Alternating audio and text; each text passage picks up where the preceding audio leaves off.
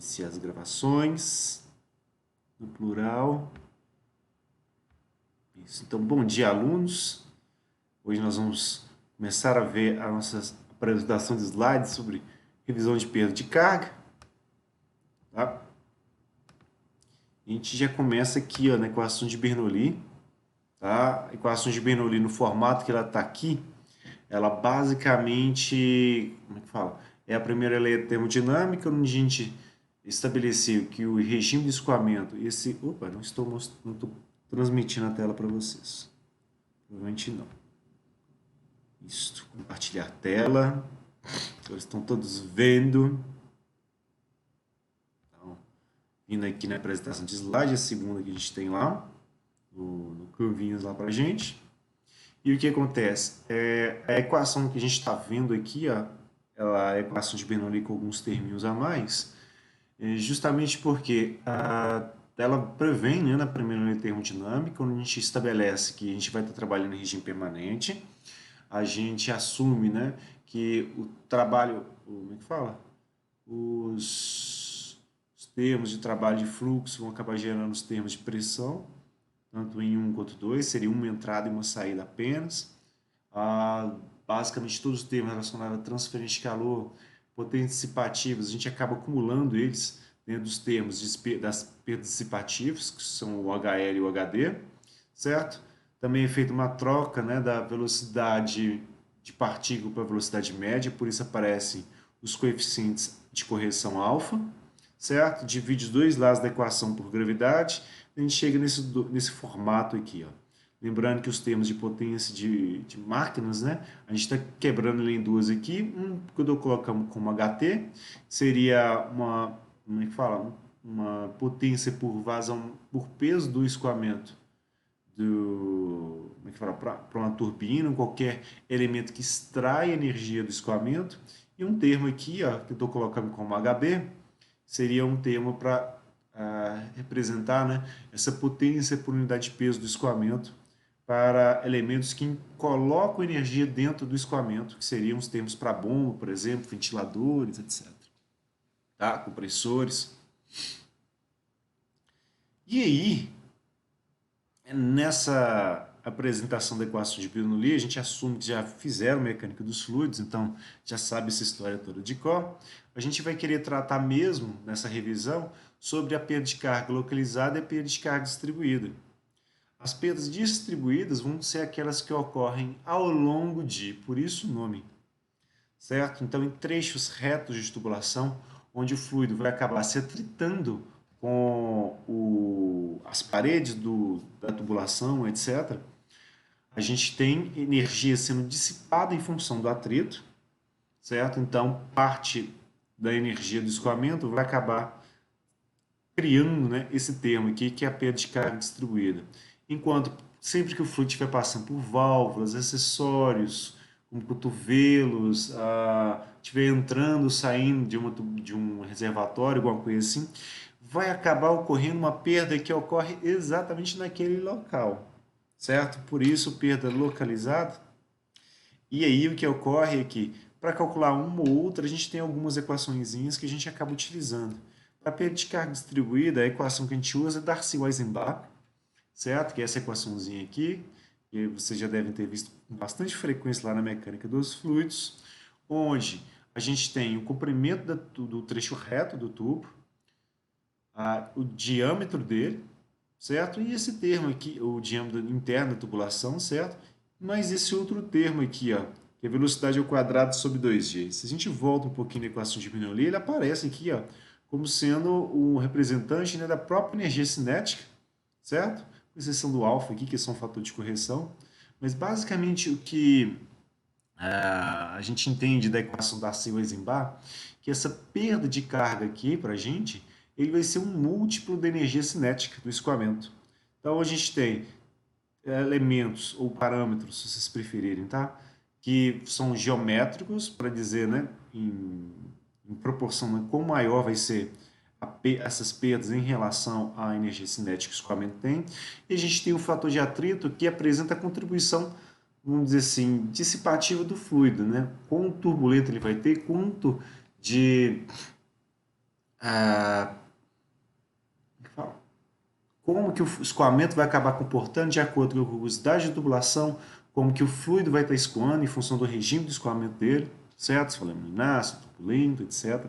Então, no caso desse fator de atrito, para a gente determinar ele, tem dois caminhos.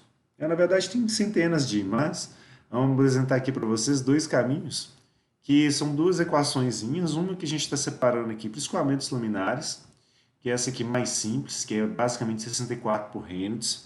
Essa constante aqui, 64, é basicamente obtido, né? Pegando a equação da... Como é que fala? A equação do... Fala da quantidade de movimento, aplica as equações de Navier-Stokes nela, né? Adimensionaliza ela e... Como é que fala? Depois que dimensionaliza, pega como é que fala? As características de um tubo circular com escoamento laminar completamente desenvolvido, aplica sobre ela e a gente chega nessa expressãozinha aqui, onde é basicamente o constante pelo número de Reynolds. Enquanto para escoamentos turbulentos, em função justamente dessas características, né, aleatórias como é que fala? Das flutuações de velocidade, a gente não tem uma equação bonitinha para poder, como é que fala, teórica, para a gente poder trabalhar com elas. A gente normalmente trabalha com equações práticas. E uma equação que dá dá uma ótima correlação com os valores reais é a equação do Culebrook, certo? E essa equação do Culebrook aqui, ó, ela é uma equação que a gente chama de transcendental. A gente não consegue isolar esse fator de atrito que aparece aqui do lado esquerdo e do lado direito dentro da equação. Então, é uma equação que a gente, no máximo, pega de um lado para o outro, eleva aqui a menos 2 nos dois lados, e a gente chega na equação nesse outro formato aqui, que é o mais comum para a gente poder trabalhar. E aí, qual que é a ideia? A gente, por ser uma equação do tipo transcendental, a gente supõe um valor para o fator de atrito aqui, dentro da raiz, e na hora que a gente faz a conta, a gente vai achar algum outro valor para esse fator de atrito. E aí a gente pega esse outro valor e realimenta, até que ambos os valores, né, o que a gente está entrando aqui na raiz e o que vai estar saindo da equação, deem o mesmo valor. Tá? Uma equação que a gente só resolve por iteração. Tá? Para a gente entender direitinho essas faixas que normalmente a gente usa para o fator de atrito, se a gente olha aqui no ápice de Moody, onde basicamente estão assim, ilustrados para a gente, né, diferentes tubulações, então diferentes relações entre rugosidade e diâmetro de tubulações, são essas curvas aqui em azul, certo? Para diferentes números de reinos, o que a gente encontra normalmente em atribuições comerciais, tá? São fatores de atrito que vão estar variando entre 0,008, certo? E 0,1. Então, normalmente são bons valores para a gente chutar inicialmente, mas se a gente quiser reduzir o número de chutes, normalmente o que a gente faz? Escolhe um valor entre 0,03 e 0,02, né? Para a gente poder chutar, porque no meio do gráfico, ou para cima ou para baixo, o número de iterações que a gente tem que fazer é menor. Então, são boas escolhas, certo? Normalmente, para tubos muito rugosos, a gente vai esperar, né, que tem de 0,3 para cima, para tubos mais lisos, de 0,02 para baixo, tá? Alguma coisa do tipo. E para a gente avaliar a rugosidade de tubulações, né, a gente tem algumas tabelinhas. Aqui é uma tabelinha lá de T-Fox, certo? Vai mostrando para diferentes materiais para tubulação, né, quais são as rugosidades típicas que a gente vai ter. Claro, quiser uma medida mais efetiva, né, a gente pode ou medir a tubulação de um determinado fabricante, aí pega um rugosímetro, vai passando pela superfície interna dele, vai avaliando as 6 maiores cristas e 6 menores vales, tira uma média ali daquela diferença de altura e chama isso de rugosidade para a gente, certo? Ou então a gente pode ir num próprio fabricante, né, e pegar a rugosidade típica dele, se ele informar. Tá? Alguns nem informam. Então, para a gente avaliar a perda de carga localizada, o que a gente faz é basicamente pegar de novo, né, um múltiplo da energia cinética. E esse múltiplo, normalmente, é o que a gente chama de coeficiente de resistência, né, ou coeficiente de perda, esse K aqui. Então, o que o fabricante vai informar para a gente é quantas vezes, né, a gente vai ter que multiplicar a energia cinética do escoamento para a gente achar aquela perda de carga localizada, certo? É possível também a gente trabalhar com uma equação muito parecida com a da Siwa-Eisenbach, onde em vez de um coeficiente de resistência, um casinho pronto, o que eles informam para a gente é um comprimento equivalente. Ou seja, é como se o fabricante falar para a gente o seguinte: olha, a perda de carga que eu tenho lá numa tubulação, num acessório, como por exemplo uma válvula tipo gaveta, ela vai ser equivalente, por exemplo, a 8 metros de tubulação do mesmo diâmetro, certo? Então, é uma maneira diferente dele dar essa informação para a gente e uma maneira em que leva em consideração o fator de atrito. Então, de certa forma, ela vai dando uma proporcionalidade para diferentes, como é que fala? Para diferentes diâmetros, né? Ela vai se ajustando sozinha ou dando mais informações que simplesmente uma constante que vai funcionar da mesma forma, né, para um escoamento de 10, vamos dizer assim, de 10 Reynolds ou de 10 milhões de pro Reynolds, certo? Algumas tabelas de fabricante normalmente vêm para diferentes diâmetros também, né, dando o valor de que é esse K aqui, tá? Professor, Sim, por que da presença do G ali no denominador? Eu lembro dessas equações, mas sem o G. é porque a equação foi dividida pela gravidade, só por isso. Ao invés de trabalhar ela, como é que fala? Bernoullizinho, que a gente está vendo aqui desde o início, assim, como os dois lados da equação foram divididos pela gravidade, por isso que a gente está vendo esse 2G aqui, não só 2, aí esses termos aqui também foram divididos pela gravidade, tá? Foi a aluna da Cristiana. Ela gosta de trabalhar sem o G, dividindo, porque vai mais rápido as contas, tá? Tá correto, do mesmo jeito, só que a gente trabalha normalmente para os termos da perda de carga, né, os valores minúsculos para perda de carga localizada e para distribuída. Ok. Ok? Tá só E, pela gravidade também, porque em vez de ficar cada um dos termos, né, em função justamente como é que chama? Da massa do escoamento, ele fica em função do peso. A vantagem de trabalhar nesse formato é que todos os termos da equação de Bernoulli ficam, em vez de da unidade de metro quadrado por segundo ao quadrado, eles vão ficar na unidade de metro.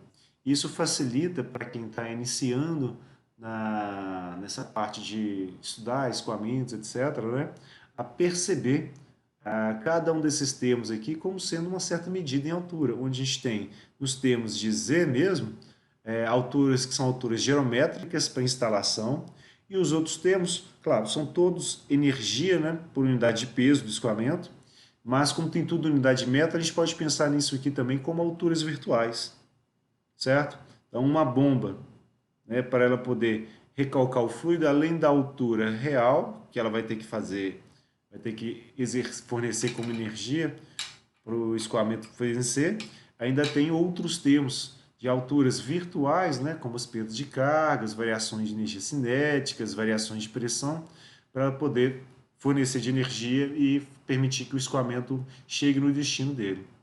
Tá? Por isso que os termos estão sendo mostrados aqui em maiúsculo. Em minúsculo, normalmente, a gente trabalha sem a divisão do G. Tá? ok. Uhum. Como eu estou começando aqui lá já da equação de Bernoulli pronta, por isso vocês não viram isso aí. Mas como vocês já fizeram mecânica de fluidos, eu achei que era voltar muito. E aí seria uma aula inteira só para ver isso aqui, né? Ver a teoria de novo, né? E não ia chegar a começar a fazer algum exercício para dar uma relembrada. Tá? Só mais uma coisa, professor. Na Sim, hora da prova, precisa fazer as iterações ou pode só jogar na HP, na equação de Colebrook? pode colocar na HP, pode utilizar o ápico de multi, Ok. certo?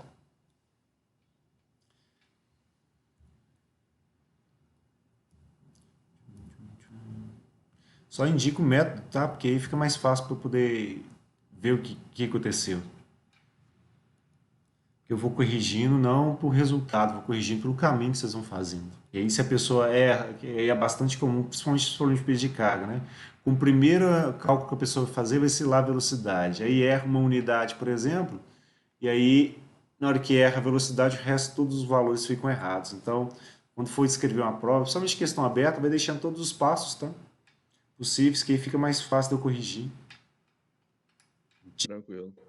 Dica não só para essa disciplina, mas para os outros também, porque facilitando a vida do professor, o professor normalmente acaba facilitando a vida do aluno também. Então, para a gente rever aqui alguns exemplos, né, de acessórios, a gente tem aqui as contrações e expansões, tá? Onde normalmente o que a gente vai observar, eu vou dar um print screen e brincar um pouquinho aqui com ela.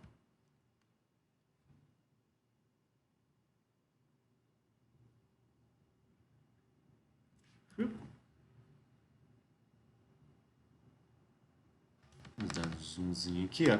Só para brincar. A ideia mesmo, diz de ser, é que quando o fluido estiver escoando aqui, ele vai ter que fazer isso aqui, ó. Deixa eu diminuir a espessura, senão vai cagar o trem todo.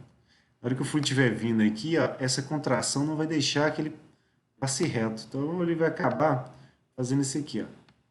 Em função de uma área ficar menor, ele vai acelerando o fluido, então ele vai ganhar bastante velocidade. E o que vai acontecendo é que parte do escoamento vai acabar ficando preso aqui. Na hora que ele vai ficando preso, ele vai acabar fatalmente recirculando aqui, ó. Pequenininho aqui, pequenininho aqui. Certo? Justamente em função de, o fluido que ficou nessa parte aqui, ó, ele não tem energia cinética suficiente para poder passar para cá, porque a parede acaba bloqueando o movimento dele, certo? E o que ocorre é que essa massa de fluido que vai ficar aqui, nas laterais da contração, ela vai ficar em contato, né, com o escoamento principal, que tá vindo nesse sentido aqui. E na hora que essa massa de fluido parado se atrita com essa massa de fluido em movimento, ela vai acabar roubando parte da energia cinética do fluido que está deslocando, ou do escoamento principal, e criando um outro escoamento que vai ser um escoamento em turbilhão aqui, ó. Até mesmo aqui nessas saidinhas aqui, ó, como é que fala? Em função do direcionamento do escoamento para ir para o centro, acaba criando uma pequena recirculaçãozinha aqui, bem menor que esta, tá? Mas a ideia é que, em função dessas recirculações aqui, a gente vai ter uma redução da área livre para o fluido poder escoar, certo? E, ao mesmo tempo, esses turbilhões aqui roubam energia do escoamento principal, daí as perdas, tá? No caso da expansão, vai ser a mesma coisa, tá? Só que ao contrário. Deixa eu dar um Ctrl Z aqui. Que a tendência do fluido, na hora que ele passar aqui, vai ser basicamente isso aqui, ó. Opa! Se o mouse que difícil.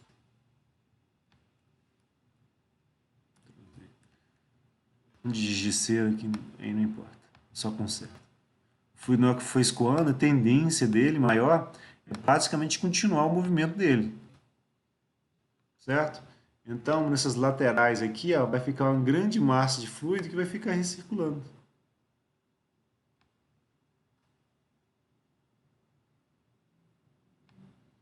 Então, com uma quantidade bem maior de massa, explica porque para a expansão, né, as perdas vão ser inclusive maiores que para a compressão, para a contração. Tá? Basicamente, em função dessas recirculações que vão aparecer. Aqui. Então, como que a gente trabalha esse tipo, ou pelo menos essa tabela? Em tabela, basicamente, vai avaliar para a gente qual que é a razão entre as áreas 2, que para a contração é a área menor, certo? Na expansão é a razão da área 1 pela área 2, onde a área 1 é menor. Então, sempre a área menor vai ficar no numerador e a área maior vai ficar no denominador, tanto para contração quanto para expansão. Ou seja, essa razão das áreas vai ter que dar um valor, né? Por exemplo, no limite, né, onde a área 1 fosse igual a 2, seria um trecho reto, a gente teria uma razão de 1, que seria aqui, ou onde basicamente como é que fala? Como se a área 2 fosse infinita, por exemplo, no caso da expansão aqui, ó, como se pegasse uma mangueira e abrisse ela para o ambiente inteiro, ou para o universo inteiro. E aí a razão das áreas ia dar um zero. E aí qual que é a ideia? Quando é feito o experimento para diferentes razões dessas áreas, eles vão lá e vão anotando, né, qual vai ser o K para cada uma dessas razões. E aí, para a contração, eles criaram essa curva aqui, que fica na parte de baixo, uma setinha apontando aqui para a direita, dizendo, olha aqui o coeficiente de carga, de perda de carga para contração, certo? E aqui na curva de cima é justamente de expansão. E lembra, falei que ia ser maior da expansão, justamente que tem muito mais massa recirculando. Isso acaba afetando, né, a maneira como a perda vai acabar, como é que fala? Vai acabar se manifestando, tá? Então, para a expansão, a gente vai pegar essa curva de cima, né, auxiliado por essa setinha dizendo, olha, usa esse outro eixo, que é esse eixo auxiliar, que é para expansão. E notem aqui, na hora que a gente vai calcular esse coeficiente, ele já dá dica para a gente, olha, essa perda de carga, e notem aqui que está com H minúsculo, tá? Por isso que não está aparecendo o G aqui dividindo. Quando a gente for calcular para expansão, a gente vai utilizar a velocidade V1. V1 é a velocidade da área 1, então da área menor, ou seja, a maior velocidade. Quando a gente for calcular para contração, a gente vai usar V2, que é a velocidade da área menor. Então, de novo, né, a maior das duas velocidades entre que a gente tem de contração e expansão. Tá? Por que que assim usa V2 aqui e usa V1 aqui? É questão de modelo, tá?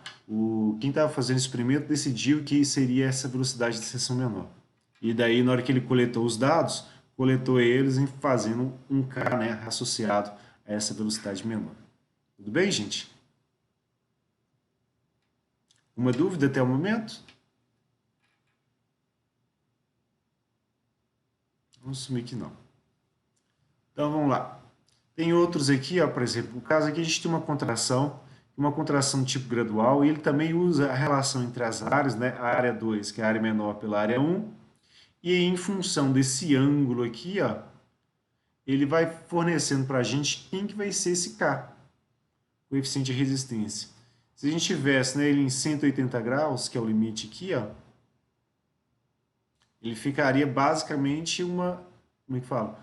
Uma expansão, ou uma contração, igualzinho a gente teria aqui nesse slide anterior, certo? Mas para ângulos menores, o que a gente observa é que essa contração vai ficando cada vez mais gradual e essa perda de carga vai diminuindo, certo? É um dos motivos, por exemplo, quando a gente vai trabalhar venturímetros, por exemplo, com maior for como é que fala, esse comprimento onde vai aparecer a contração, menor vai ser a perda de carga localizada, tá? Que justamente o coeficiente de resistência vai diminuindo.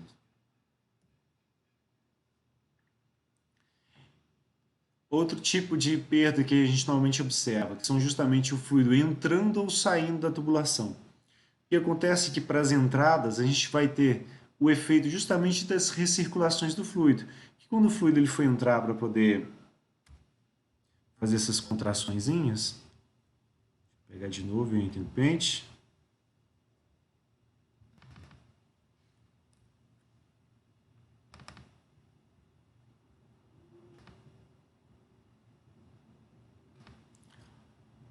Ele vai justamente fazer o seguinte, ó.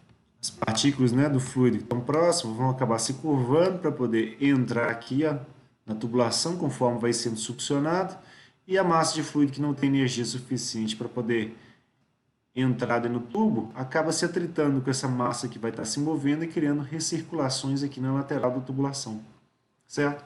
Essa entrada tipo reentrante aqui é bastante comum, justamente porque quando vai fazer fixação, por exemplo, da tubulação em um reservatório, você precisa, né, que um pedaço do tubo passe para você vir com as, como fala? Com os sistemas, esqueci o nome, com as braçadeiras de vedação e forçando, né, o elemento, como é que fala? Selante, né, pelo lado de dentro e pelo lado de fora, e onde você ainda passa uma colinha para ninguém soltar depois. Então é preciso que o tubo passe um pouco e a gente fica com uma geometria integralzinha aqui logo na entrada, certo? Porque junções tipo borda-viva só são comuns se você for lá pegar normalmente um reservatório em aço, por exemplo, e fizer uma solda lá, fazendo uma borda. E bordas arredondadas praticamente não existem, tá? Não de aplicação mais simples, mas mostra aqui que esses arredondamentos aqui que a gente pode fazer na parede dessa junção vão acabar, em função de você ter um raio próximo do diâmetro, ou um raio até maior que o diâmetro, que essa coeficiente de resistência, né, vai diminuindo quanto maior for esse raio aqui de ajuste entre a geometria, né, do que seria o reservatório e da tubulação, certo? Esse efeito aqui para reentrante também é bastante comum, por exemplo, quando a gente vai succionar fluido de um meio líquido, como um lago, então um rio, porque a ideia é que na hora que a gente peça a mangueira, né, que vai chegar até o fundo do rio, ele vai ser passante ao nível da água, certo? Aí você tem um sistema de boias, normalmente vão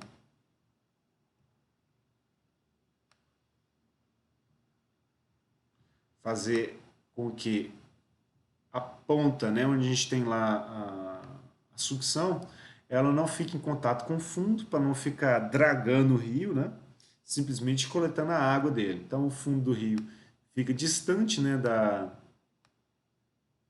nossa senhora, vai ficar distante da tomada de água, para que não venha areia, cascalho, que seja aqui junto. Tudo bem que tem o gradeamento aqui, mas não precisa exagerar, entupir ele com facilidade. Então, mantém o sistema de flutuação, mantém isso aqui fora do fundo, e na hora que vai tomar essa água, ela vai fazer aquele mesmo processo. Ela vai entrar aqui, succionando as partículas que estão mais próximas, e vai ter regiões de recirculação na lateral aqui da tubulação, certo? Isso vai fazer com que para entradas do tipo reentrante, que pode ser em tubulações ou não em tomadas de água de rios, etc., como 0,78, borda viva é 0,5, né? E o arredondado depende da relação entre o raio e o diâmetro para a gente poder achar. Para a saída do fluido, é mais simples que isso. Que pensa que existindo um reservatório aqui, ó. Isso, eu tenho um meio que ele é, denso, aqui na saída da tubulação. Quando o fluido sair, ele vai achar uma massa de fluido aqui que vai ter uma velocidade muito menor. Então a velocidade dele vai acabar diminuindo conforme ele vai acabar escoando aqui, certo?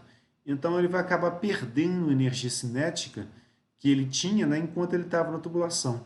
Por isso que ele fala que o K é justamente igual ao alfa, porque se a gente volta aqui na equação de Bernoulli,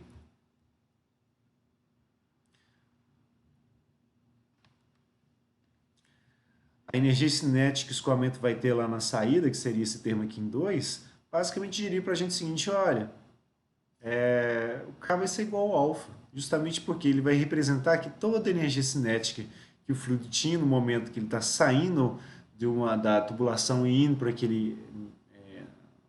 aquele meio submerso, ele está perdendo a energia cinética dele. Tá? Basicamente isso. Por isso que ele fala aqui que o K, né, vai ser igual ao próprio alfa.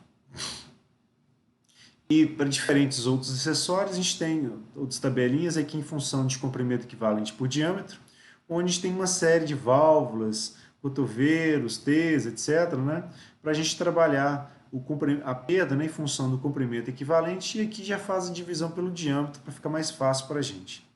Certo? Então, válvulas tipo gaveta, a gente vai ter um comprimento equivalente que é igual a 8, para uma válvula globo é 340, para uma válvula de esfera é só 3, justamente em função da geometria delas, né?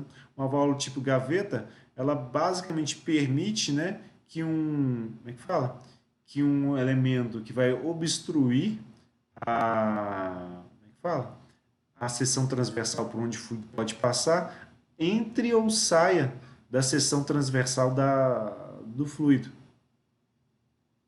certo? Impedindo a passagem dele.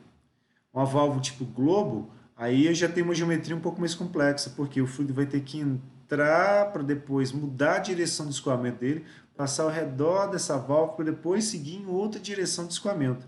Então, em função de múltiplas variações de velocidade, a gente vai ter um efeito sobre o escoamento que ele vai ter uma perda muito maior. Vantagem dessa válvula aqui, a gente consegue regular um pouco melhor a vazão, tá? Em relação ao que a gente teria com a válvula gaveta. Que a válvula gaveta, depois que ela passa da metade da abertura dela, ela já praticamente não regula mais a vazão. E temos o efeito da válvula de esfera. São essas válvulas de 1/4 de volta. Normalmente a gente tem pias de banheiro, essas coisas assim, etc. Água para jardim, como é que fala? Como é que fala? Aquecedores solares, essas instalações que normalmente a gente tem, onde para vazões pequenas a gente simplesmente dá 1/4 de volta para facilitar a operação, que é basicamente abrir e fechar. Ele não tem função de ficar variando a vazão. E a geometria dele é muito simples, é basicamente uma esfera, né, com um furo no meio por onde o fluido vai poder passar. Como praticamente o furo tem o mesmo diâmetro da tubulação, né, a perda de carga para a esfera é muito pequenininha, então o comprimento equivalente para ela é 3, enquanto a válvula Groblet, como é que fala? É 340, certo? Então, cada um tem seu motivo de existir, tem suas características, né, e aplicações. A gente tem os crivos também que são utilizados aí normalmente para tomadas de água. Nos crivos a gente tem essas entradas aqui gradeadas, justamente para que partículas maiores, né, que possam vir a danificar o rotor da bomba, por exemplo, não consigam entrar, mas não tem tamanho suficiente para arrastar algum cascalho, alguma coisa assim,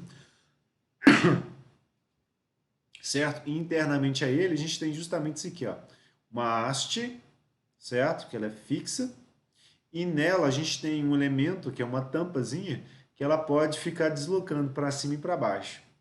Quando o fluido passa no sentido de baixo para cima, ela empurra esse pequeno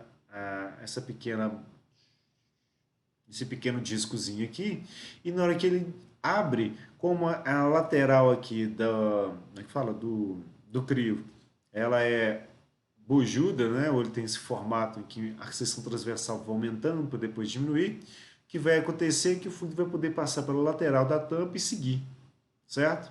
Então, o próprio movimento do fluido e o nível de pressão dele antes e depois da tampa vai fazer com que a tampa, né, fique na posição superior.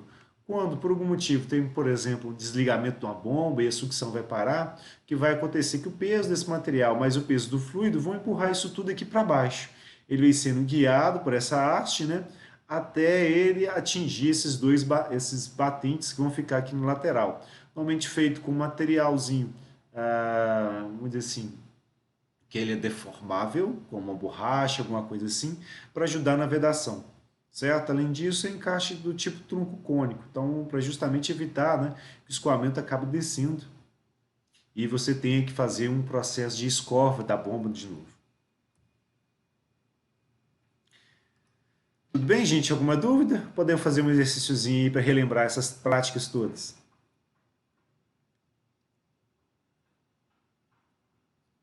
Professor, só uma curiosidade. Quando o pessoal, por exemplo, a água sai com mais velocidade da torneira, o pessoal diz que tem mais pressão, mas a pressão ela é a mesma, né? Não Ela é mesmo, praticamente depende da idêntica, seção só a velocidade é transversal. diferente, né? Depende da seção transversal. O que a gente tem como preocupação, principalmente quando a gente tem prédios, coisas assim que são muito altas, né? É porque a pressão é elevada. Isso vai fazer com que nas tubulações de entrada, de saída, por exemplo, quem vai impulsionar o fluido é a gravidade. Então, em função da altura de coluna do fluido, você vai ter, por exemplo, lá na cobertura, uma vazão Nhe, certo? Normalmente baixa, a não ser que você coloque a caixa d'água mais alta. E na hora que vai lavar, por exemplo, o jardim, que está lá no térreo, na hora que a pessoa abre a torneira, por exemplo, para encher um balde, por exemplo, o balde vai ser arrancado da mão dela, né?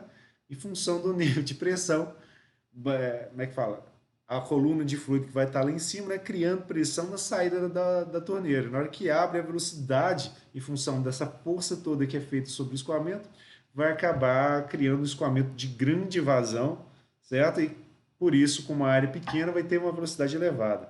Então, o que é feito normalmente, ou o que deveria ser feito, são o uso, né, dos registros para poder regular o nível de pressão, e também você tem aqueles, vamos dizer assim, redutores de pressão, que é basicamente, como fala? Eles são basicamente, deixa eu mostrar aqui, em figura que eu mostro mais fácil. São redutor de pressão de água. É como se fosse um clipezinho perfurado, tá? Quero imagens. Esse aqui, ó. Deixa eu clicar aqui, eu quero a figura. Abrir, imagem nova guia. Então elas aqui vão dar um zoom. Certo? Basicamente esses tipo plugzinho. Você vai lá e basicamente encaixa ele como é que fala? Na geometria do tubo antes, né, da sua saída, e ele vai servir para a gente como se fosse uma contração, certo? E uma contração ali, ó, justamente para quê? Existia a perda de carga, opa, aqui, existia a perda de carga e em função disso o nível de pressão fica menor na saída deles. Se o nível de pressão vai ser menor, a vazão vai ficar menor também. Então, esses redutores que a gente vai ter aí, ó, para tubulação, esse aqui é bem doméstico, tá? São basicamente para poder facilitar isso. Que aí você deixa o registro mais aberto, por exemplo, e você não fica movimentando ele para regular a vazão, certo? Que normalmente registro, somente os de domésticos, são baratinhos, né? Eles com o tempo acabam enferrujando e na hora que você vem movimentar eles acaba tendo até algum tipo de vazamento, certo? E esses redutores aqui são bastante úteis para reduzir a vazão e consumo, tá? Mas tem outros. A gente tem, por exemplo, os aeradores. Deixa eu mostrar aqui. De água.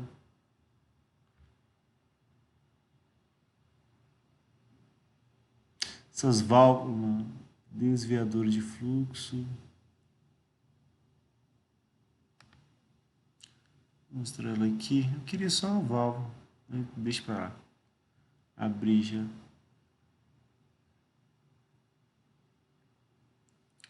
Não está uma boa imagem, não. Deixa eu voltar.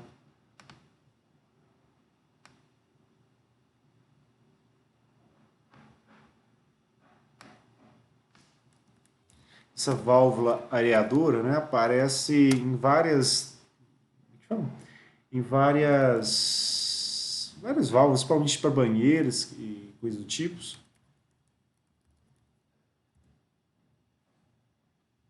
E qual que é a ideia dela? Ela vai basicamente ter um furinho, tá? Vou abrir esse aqui mesmo. Só para mostrar. Vamos dar um zoom nela. Aqui nem é válvula, o camarada vai construir uma. Mas a ideia é basicamente aqui, você tem, né, além da passagem normal do fluido pela tubulação, você tem uma segunda entrada, certo? Ou um orifício bem pequenininho, que vai permitir que o ar ambiente passe. E na hora que ele passar, ele vai se misturar com o fluido e na saída, além da água, você vai ter ar. Então, para quem está utilizando, né, parece, como é que fala? Sai lá aquele jato cheio de bolhas de ar, a pessoa acha que está com uma vazão grande, mas na verdade a vazão está reduzida. A vazão está reduzida, tá? E porque justamente quem está ocupando parte dessa transversal é ar. É uma maneira de economizar água, tá? E é só para isso que essa parte de aeração acaba existindo, tá? Para a válvula de casa, de banheiro, essas coisas assim, é só para isso, reduzir a vazão de água. Que aí dá um mesmo volume, só que utilizando ar. Então, só para ver se eu entendi, tipo assim, a pressão ela é maior dentro da tubulação por causa da coluna d'água. Isso. Mas fora da tubulação, a pressão ela é a mesma da pressão atmosférica. Sim. O que muda é a vazão, é a velocidade.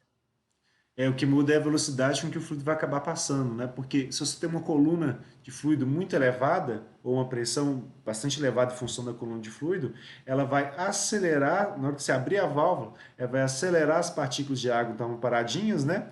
Para baixo, e na hora que forem aceleradas, por todo esse peso, aí elas vão sair com grande velocidade, então você vai ter uma vazão grande. Entendi. Entendeu? É a mesma coisa. Você, por exemplo, tentar pegar uma pedra, né, que você deixa cair ela a, como é que fala? 10 centímetros da sua mão, por exemplo, e a 2 metros de altura da sua mão, certo? Que aí a partícula vai sendo acelerada com maior velocidade em função da altura de queda que você vai ter. E aí, isso, cada partículazinha, cada pedrinha desse seria uma moléculazinha de água. E aí, como você acelera com uma queda muito grande, aí você vai ter muita velocidade na saída, e essa muita velocidade na saída, em função normalmente de uma área muito pequenininha para o fluido poder escoar, vai representar uma vazão elevada. Então, se você cria uma redução na saída dessa tubulação que fica normalmente nos térreos, etc., você consegue economizar água e até fica mais fácil de quem estiver manuseando trabalhar aquilo. Entendido. Certo? Então, mais alguma dúvida, gente? Então a gente vai lá para o exercíciozinho. Certo? Já colei ele aqui no Word para a gente poder trabalhar passo a passo cada um deles. Eu deixei os dois que estão na apresentação de slide para a gente poder trabalhar eles. Acredito que vai dar tempo de a gente fazer o primeiro, certo? Então, na próxima aula a gente vai ter o segundo, né? E eu vou deixar esses aqui, ó. Na verdade, acho que eu posso deixar esses dois aqui para vocês me entregarem na aula que vem. Aí, se tiver dúvida, a gente vai lá e vai fazendo aos pouquinhos, tá? Então, vamos começar aqui, ó. Nesse primeiro exercício, a gente tem lá uma vazão que foi dada para a gente de 58,9 litros por minuto. E aqui um pequeno detalhe, tá? Em função da unidade que está sendo fornecida para a gente vai saber se o que está sendo informado é uma vazão volumétrica ou uma vazão mássica. Vazão volumétrica é só velocidade vezes área, certo? Enquanto a vazão volumétrica ainda tem uma densidade juntos, na hora que não é feita a conta. Então eu peguei dois, mostrando unidades diferentes, e nos dois tem essa característica. O enunciado não fala se ela é volumétrica ou se ela é mássica. Em função da unidade que a gente vai determinar como que a gente vai calcular as velocidades para fazer os cálculos, tá? Então, ele dá para a gente a vazão, a água a 20 graus Celsius, então, dando essa informação, a gente tem as propriedades do fluido, é basicamente pegar elas na tabela do livro, certo? E fala, ó, esse aqui é a vazão de água de um rio, que está a 20 graus, estão sendo bombeados até a caixa d'água e está no topo da colina. Então tem a água aqui do rio, tem a tubulação aqui de sucção, chegou na bomba e da bomba vai vir junto à tubulação de recalque, né? Até esse reservatório aqui está no topo desse aclive. É o da colininha aí.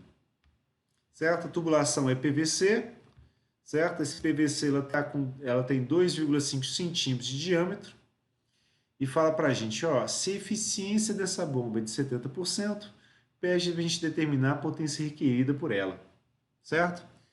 E aí, detalhes à parte, o que nós vamos fazer? Primeira coisa que a gente precisa entender é que, como ele está querendo saber a potência requerida pela bomba, quando a gente for determinar dentro da equação de Bernoulli quem são os pontos 1 e 2, é interessante que a bomba esteja entre eles, porque senão o termo da bomba vai zerar e a gente não vai conseguir calcular nada para ela. Então é interessante que o ponto 1, que a gente coloca sempre a entrada, tá? Onde a gente sempre coloca antes do que a gente quer avaliar, esteja em algum ponto onde a gente conheça uma maior quantidade de informações, e o ponto 2 esteja em outra posição, né, depois do equipamento que eu quero avaliar, né, e uma posição onde eu também conheça bastante informação sobre ele, certo? Porque, como dentro da equação de Bernoulli eu tenho vários termos relacionados a entrada e saída, se eu não conhecer esses termos, né, vai ficar meio difícil a gente fazer os cálculos, etc.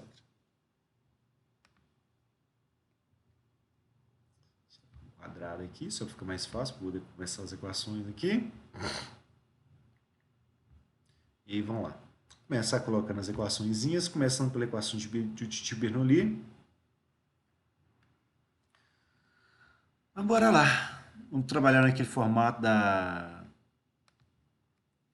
que eu mostrei para vocês. Então vai ter a pressão 1, vai ser a pressão de entrada. Sobre o peso específico, que é densidade vezes gravidade, tá?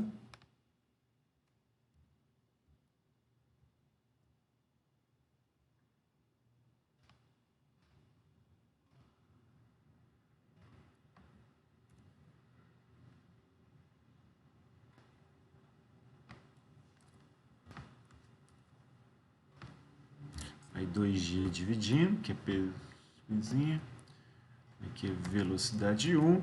E é uma velocidade média. Então, vou colocar a ênfase aqui uma vez. E esse termo aqui inteiro está elevado ao quadrado.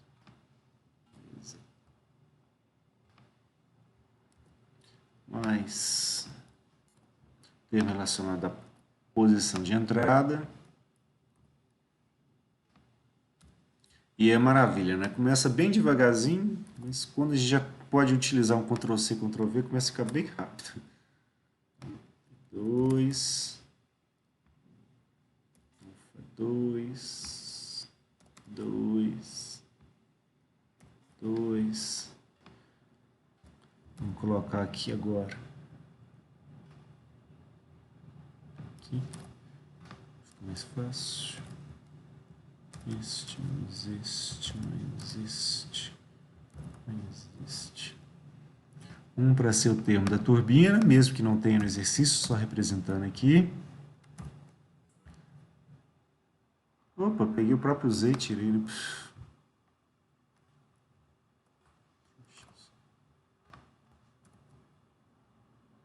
Menos um para a bomba. É o que a gente vai ter. Uma perda localizada.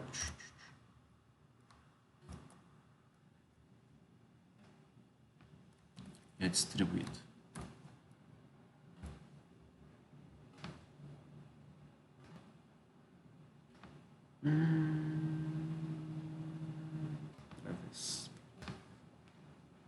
Certo? E aí o que vai acontecer? Agora que a gente tem a equação de bonitinha, é interessante a gente pense, poxa, onde que eu vou colocar, né, os pontos 1 e 2? Certo? Para a gente poder ter maior quantidade de informações possíveis e não atrapalhar tanto, né, na hora de a gente for resolver. Então, o ponto 1, que eu vou colocar aqui em vermelhinho, é interessante, por exemplo, já que é um rio, certo? Que a gente coloque como é que fala? O ponto 1, né, justamente na superfície dele. Certo? Por quê?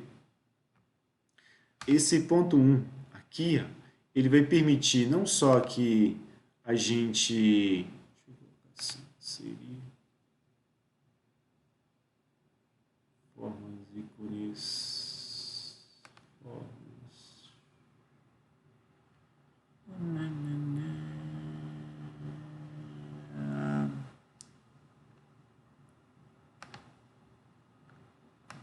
Aqui. Deixa assim. Esse aqui vai ser nosso ponto 1, que vai ser a região de entrada. Tá? Depois eu coloco como se fosse um texto.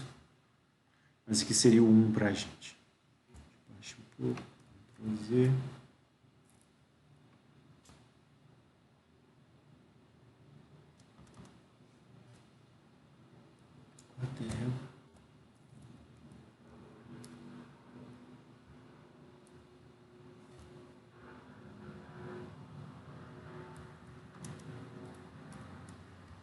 Nosso ponto 1 aí, tá?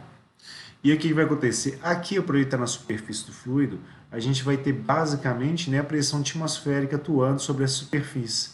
Então, isso vai fazer que o nosso P1 seja uma pressão conhecida, tá? Ou pelo menos alguma coisa próxima disso, certo? Porque ele não informa qual que é a pressão atmosférica local, certo? E o que acontece? Como ele está na superfície do rio, e aí se subentende que o rio, né, ele é como é que fala? Ele é uma massa de água grande. Então, se a gente tira uma certa quantidade de água dele, o nível do rio varia muito pouco. Por que que varia muito pouco? Um simples motivo. Deixa eu limpar aqui. De novo. Vamos salvar. Para fazer uma continha bem simples aqui, ó. Se eu tenho lá a minha velocidade, tá? Aí vou pegar a minha vazão aqui pequenininha, apresentando pela letra Q, com vazão volumétrica, né? E vou dividir pela área do rio, que é uma área muito grande.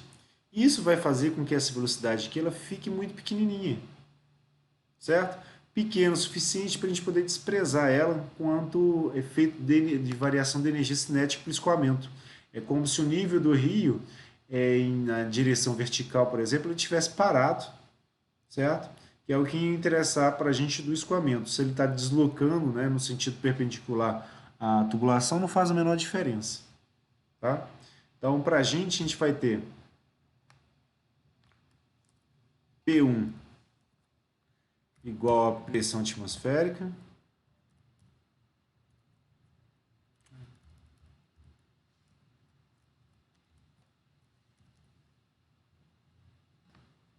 A gente vai ter o V1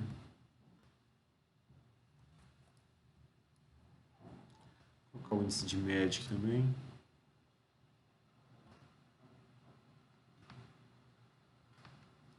Ele já vai ser aproximadamente zero, justamente que a gente tem, né, um reservatório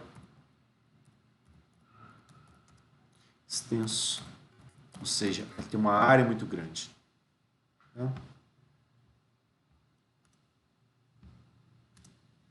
E o valor do Z1 a gente não sabe, ele está aqui, ó, certo?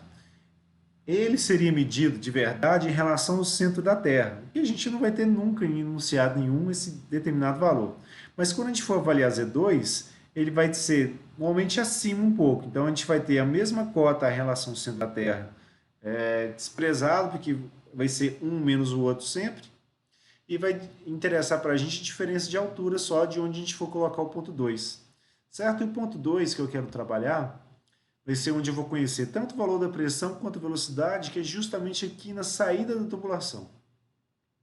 Então, vamos ver aqui, ó, inserir, imagens, formas, uma bolinha. E vou colocar meu ponto 2 bem aqui, ó, certo? Preenchimento, vou colocar em outra cor. Certo? Porque aqui na saída, o que vai acontecer? A pressão vai ser a mesma pressão que a pressão atmosférica. Então, isso vai fazer com que P1 e P2 se cancelem, certo? Mesmo que exista um desnível aqui em altura, como a densidade do ar é muito pequenininha, essa variação da pressão entre entrada e saída normalmente é desprezível, tá? Para alguns metros de coluna de ar. Se fosse uma altura muito significativa, aí sim a gente, como é que fala, levaria em consideração a pressão, mas o enunciado nem dá informação para isso, tá? E a velocidade em 2 aqui é uma velocidade calculável, justamente porque é o fluido acabando de sair da tubulação, então ainda tem a mesma velocidade com que o fluido vai estar escoando. Então, para fazer o cálculo disso, eu vou pegar basicamente a vazão volumétrica que foi formada para a gente e vamos dividir eles pela área transversal da tubulação para onde o fluido pode escoar. Certo? Então, a pressão em 2 a gente conhece, beleza, vou poder cancelar com a pressão em 1, então esses dois termos aqui para a gente já vão se cancelar automaticamente, certo? Eu cancelo este com este daqui, já este daqui para a gente ele é zero.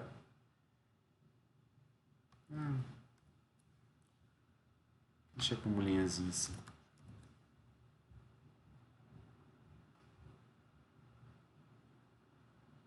E isso vai reduzindo a equação de Bernoulli para a gente. Além disso, no desenho que a gente está vendo aqui, a gente não observa nenhum tipo de turbina, certo? Então a gente já pode cancelar o termo da turbina também. E basicamente a gente ficaria aqui, ó, desse lado com a altura Z1, aqui a altura Z2, a energia cinética do escoamento tem. Aqui o termo da bomba, que é basicamente o que a gente vai querer tirar dessa equação de Bernoulli, então eu vou isolar ela do outro lado. E as perdas de carga aqui. Então,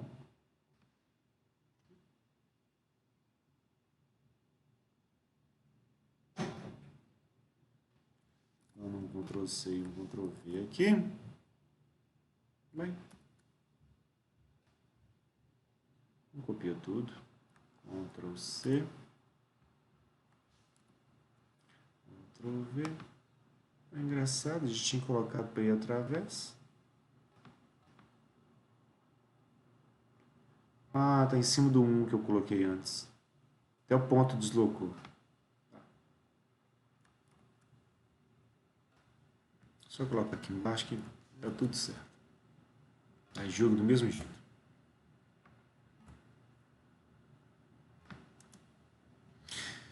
Então vamos tirar da equação de Bernoulli os termos que a gente não vai precisar. A gente já cancelou eles. O termo da bomba eu vou isolar ele do outro lado, ele está aqui negativo, então ele vai passar para o outro lado positivo. Certo? Esse termo aqui do Z1, que está aqui positivo, vou passar para o lado de cá, negativo.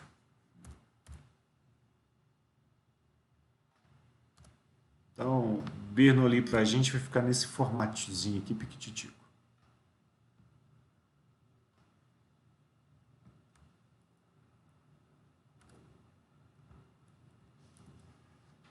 Certo? Então, é aquilo que eu estava falando para a gente, né? O motivo, né, da gente trabalhar a equação nesse formato, porque agora todos os termos têm unidade de metro, certo? Como energia por unidade de peso do escoamento. Porque eu vou ter alturas que vão ser alturas verticais e outras alturas vão se somar a essa altura vertical, que são alturas virtuais, certo? Um relacionado à energia cinética do escoamento, ou seja, a bomba vai ter que como é que fala? Vai ter que direcionar o fluido ou acelerar ele da condição de praticamente parado aqui no leito para poder passar, escoar por dentro da tubulação, certo? Além disso, vai ter que vencer as perdas de carga localizadas e distribuídas, tá?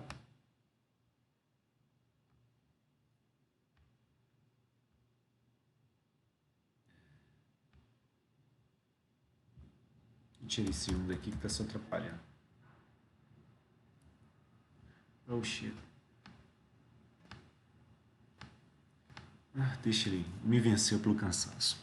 E agora que a gente tem já essa expressão aqui para Bernoulli, a gente observa que a gente vai ter que calcular o termo da velocidade logo de cara, tá? Porque eu tenho ele aqui, né, no cálculo da energia cinética, e para as perdas de carga eu preciso conhecer essa velocidade para calcular o Reynolds e do Reynolds o fator de atrito também, certo? Que lembrando, né, ou vai ser um coeficiente que multiplica a velocidade, então a velocidade 2 já é a primeira coisa que a gente vai querer calcular.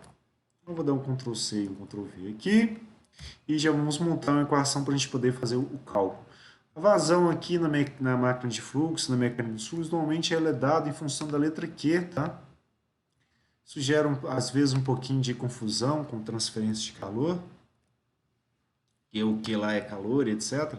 Mas aqui a gente está tratando ele como vazão. Ou, se preferirem, tá? A gente pode trabalhar como V ponto, ou como para todo, né? Com um pontinho em cima, que ele representaria volume, né? E como é que fala? Com um pontinho em cima e vira vazão volumétrica. Comum ver nesse formato também. Ah, mas vamos trabalhar de maneira mais comum. Então temos aqui a velocidade, vai ser a vazão pela área. Ele informou para a gente que a vazão é de 58,9 litros por minuto.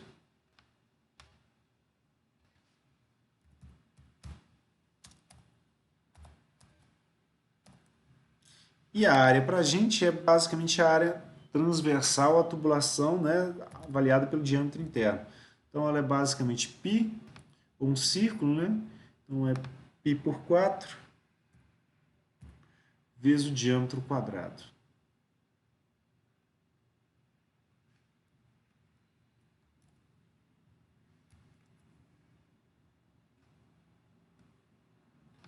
Então deixa isso aqui mais bonitinho, tá? Aí.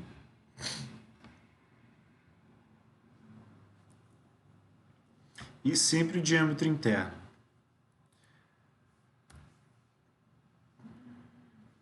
Então, o que acontece? Na hora que a gente começar a fazer as continhas, né? O que vai acontecer é que, na hora que a gente adentra com os valores que foram fornecidos para a gente, como o diâmetro aqui, 2,5 centímetros, isso vai estar ao quadrado, eu tenho litro aqui, eu tenho minuto aqui, então uma unidade muito esquisita para chegar na velocidade, né, que vai me dar em litro por minuto e por centímetro quadrado. Então, qual que é a ideia nossa? A gente vai fazer uma transformada nessas unidades aqui para simplificar a nossa vida e chegar numa velocidade que vai ser alguma coisa, né, metros por segundo, que é o que deveria ser mesmo. Então, a gente vai criar aqui, pouco a pouco, né, uns fatores de correção para cada uma das unidades. Tá? Eu faço isso com todas as minhas turmas, né? Sempre a gente tem que fazer algum tipo de transformar de unidade para mostrar que fica muito mais fácil fazer desse jeito aqui se a gente for pensar. Ó, a primeira unidade que eu quero transformar é litro, certo? Que é uma unidade de volume, certo? Então eu vou colocar ela aqui na parte de baixo. um outro lido aqui junto. E para transformar, eu vou colocar para a unidade do sistema internacional que a gente usa para avaliar volume, que no caso é metro cúbico. Então, em cada 1 metro cúbico, a gente tem quantos litros? Respondam, pessoas. Quantos litros cabe no metro cúbico? 1000 litros? Isso, muito bem. Oh, Gabriel. Não, Gabriel, não. 1.000 litros em 1 metro cúbico, tá? É. Por isso que eu pedi para vocês, tá? Às vezes a pessoa confunde, às vezes não tá lembrando. Só pensar numa caixa d'água de 1.000 litros vai ter 1 metro cúbico. É lá dentro dela. Opa, tava no.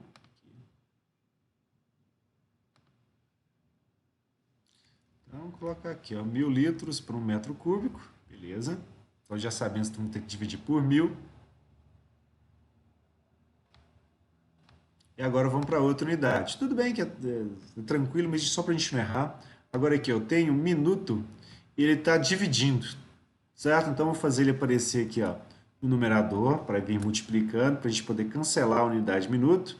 E vou colocar a unidade para a qual eu quero transformar, né, no oposto. Então vai para o denominador. Então em cada 1 minuto, a gente tem quantos segundos? Isso aqui acho que ninguém. 60. Certo? E aí a última transformada nossa, que a gente tem aqui, ó, centímetro quadrado. Tá? Para denominador, vou fazer aparecer ela no numerador. E a unidade de área que a gente tem no sistema internacional é o metro quadrado. E aí pergunto para vocês, em 1 metro quadrado a gente tem quantos centímetros quadrados? Tô esperando as respostas aqui. 10.000? 10.000. Isso. Só dois que responderam, né? Então já dá aquela confusão na cabeça de um e de outro, tá? Então, uma das maneiras que a gente pode utilizar, principalmente com unidade composta, tá? A gente pode fazer o seguinte: em vez de transformar desse jeito aqui, ó, aí pensa, opa, em 1 centímetro, né? Em 1 metro eu tenho 100 centímetros e eu posso fazer isso 2 vezes, ou simplesmente elevar isso tudo aqui ao quadrado. Vou Z aqui.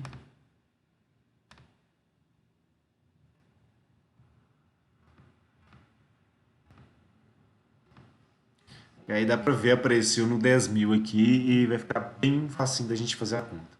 Então agora calculadoras apostos. Um instantinho, deixa eu pegar a minha aqui.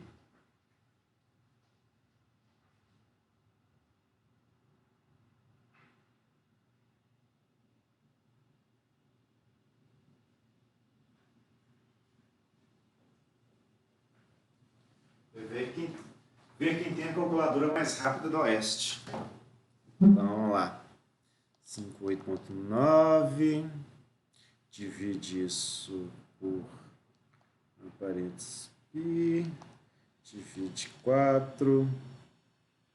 Vezes 2,5. Eleva quadrado. Opa.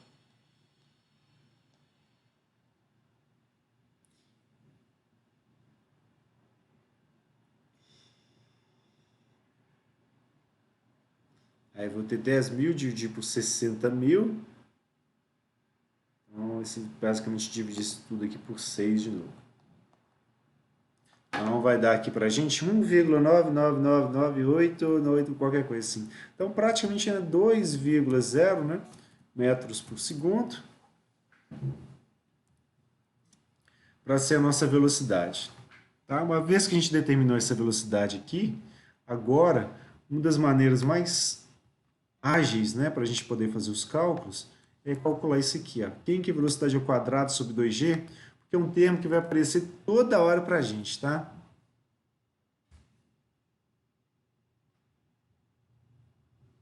E aí, se a gente já calcula ele, fica mais prático da gente poder trabalhar.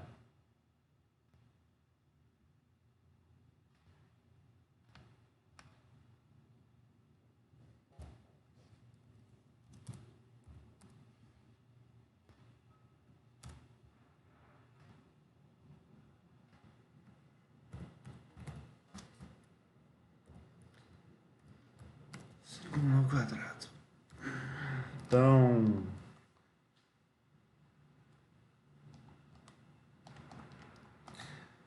dois ao quadrado por 2, 9,31 vai dar para a gente 0,24, mais ou menos, que é 387. Certo? A unidade final disso aqui é metro, né? Porque aqui em cima eu tenho metro quadrado por segundo ao quadrado, e aqui embaixo eu tenho metro por segundo ao quadrado. Simplifica, vai sobrar só um metro. Esse termo aqui fica para a gente como se fosse uma coluna virtual, né, de fluido. Certo? E a gente vai utilizar ele muito indo para frente. Uma vez que a gente tem a velocidade, para fazer o cálculo da periodicidade distribuída, a gente precisa calcular o tio Reynolds. Então, bora fazer o cálculo para ele.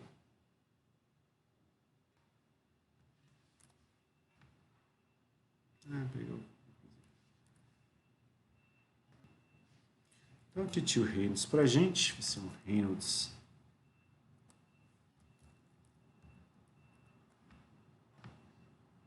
E vou colocar um índicezinho aqui embaixo, tá? Que é D, porque eu estou calculando utilizando o diâmetro, né? Aí, relembrando, ele basicamente para a gente vai ser densidade vezes a velocidade média do escoamento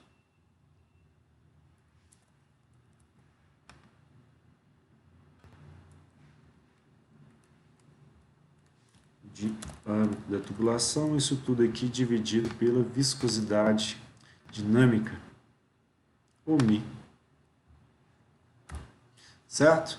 Então, para a água a 20 graus Celsius, a densidade dela é de 998 quilogramas por metro cúbico. Isso é tabelado, tá? Só não estou indo na tabela porque vocês já estão cansados de ficar mexendo com isso. Lá na mecânica dos fluidos. A velocidade a gente calculou como sendo 2 metros por segundo. O diâmetro que a gente vai ter interno é 0,025, né? É 2,5 centímetros. E aí a viscosidade para a água é 10 a menos 3, então é 0,001 quilograma por metro por segundo, ou se vocês preferirem, né, Pascal vezes segundo também funciona para a gente. Poder fazer a continha aqui, ó.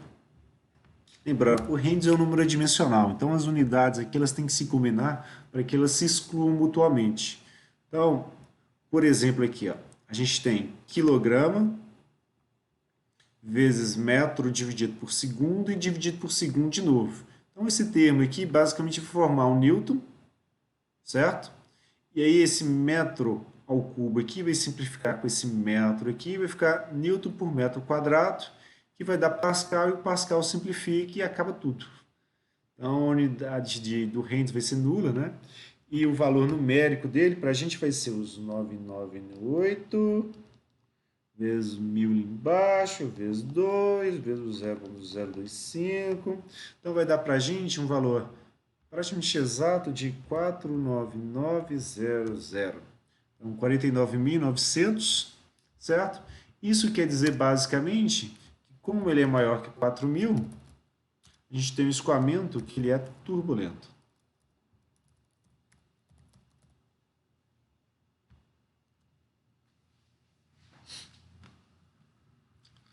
Se é um escoamento turbulento, a equação que a gente vai utilizar para poder fazer o cálculo é justamente a equação do Pulley-Brooke.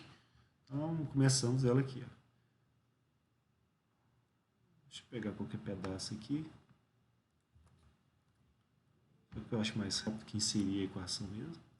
Então, fator de atrito, esse aqui vai ser igual a água um grande colchete.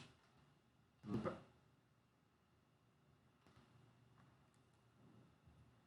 Esse colchete vai estar elevado ao menos 2, lá do finalzinho. E aqui dentro vou ter menos 2, que multiplica o logaritmo.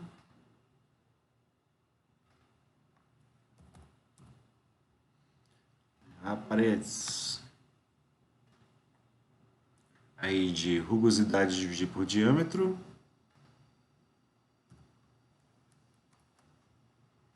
Isso aqui dividido por 3,7.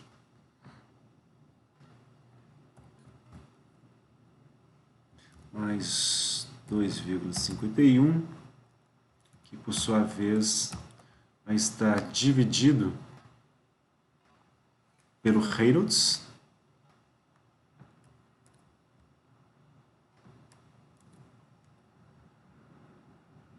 né, que vai estar multiplicando a raiz do fator de atrito. Certo?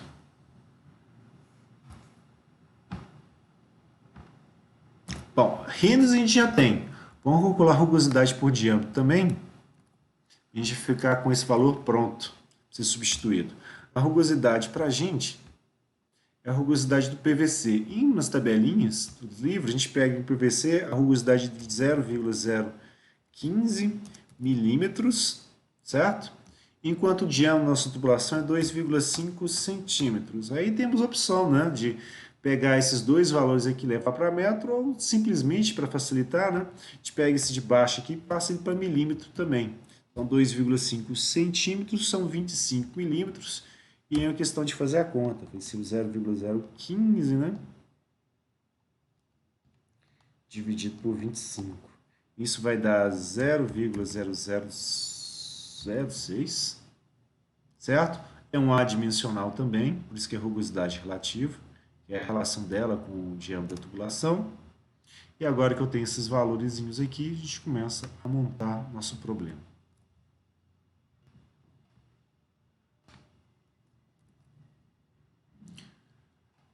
Rugosidade por diâmetro, já vou substituir o valor dela aqui. O Reynolds, já substituímos ele aqui.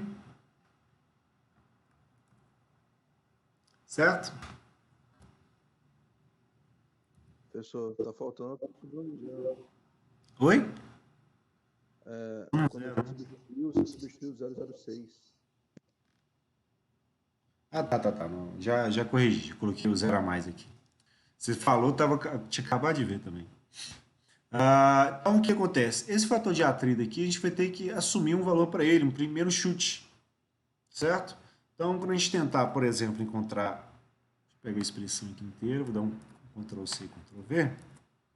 Então, quando eu pegar, por exemplo, o fator de atrito e for assumir um valor para ele, vamos colocar, por exemplo, esse fator de atrito para um...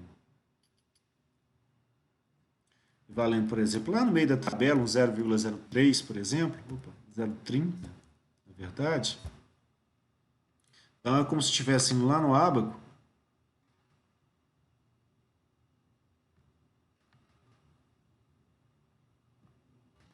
E falando, vai estar mais ou menos por aqui, ó. Em algum lugar por aqui, ó, deve estar nosso fator de atrito. É um chute, né? Não sei se está certo, se está errado. Na hora que a gente fizer isso, a gente vai chegar aqui, ó, lá nesse fator de atrito aqui, vai jogar o 0,030, certo? E vamos calcular, né, qual seria o valor. Vou fazer passo a passo, tá? Só porque a gente está lembrando, nesse calculador vocês podem usar lá da equação pronta, desde que ela esteja certa, né? Se estiver errada, aí não faz muito sentido usar ela. E logaritmo. Que tem isso, né? Às vezes o camarada vai lá, programa a equação está errada. 2,7, 2,51, aí divide isso aqui por 49900, e a raiz do 0,030. Tipo aqui, eleva a menos 2. Então, o primeiro valor que a gente vai achar vai ser de 0,022, certo? O que eu vou fazer? Vou pegar esse mesmo valor que eu obtive e vou utilizar ele na segunda iteração. Então, eu venho aqui, eu substituo por 0,022, só para mostrar que eu estou utilizando ela. A gente usa ele para fazer a conta. E a nova conta, aí editar é muito mais rápido que escrever a equação inteira, dependente do tipo de calculadora que a pessoa estiver utilizando. Né, já vai ser 0,0229, então 0,023 aí na trave. Então, é uma equação que, se a gente já chuta um valor bom, né, converge muito rápido. Então, aqui na terceira correlação, por exemplo, ou na terceira tentativa, a gente já vai obter a entrada igual a saída. Tá?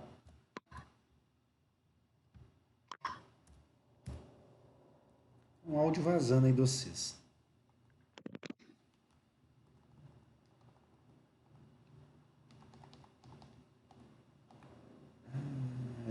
Fazer com 0,23, a gente vai ter 0,02286, então aproximando 0,023. Pelo menos 3 casas decimais aqui, justamente porque a gente obteria, né, no ábaco de Moody, certo? Falando o ábaco, vamos fazer por ele também. Vamos que ele já está aqui. Ctrl C. Vamos arrastar ele aqui para o pente para poder escrever em cima dele. Ctrl V aqui. Certo? Vamos dar um zoom para vocês poderem acompanhar com a gente. E aí, como que a gente vai trabalhar, tá? Vou pegar o pincelzinho aqui. A gente pensar, a curva que a gente quer de rugosidade relativa por diâmetro é essa curva aqui, ó, do 0,0006, etc. Ou seja, vai ser essa curvinha aqui, ó, específica. Vou colocar ela em outra cor, só para nos ajudar a identificar. Tá? É esse valor aqui que a gente tem, a rugosidade por diâmetro. Ctrl Z.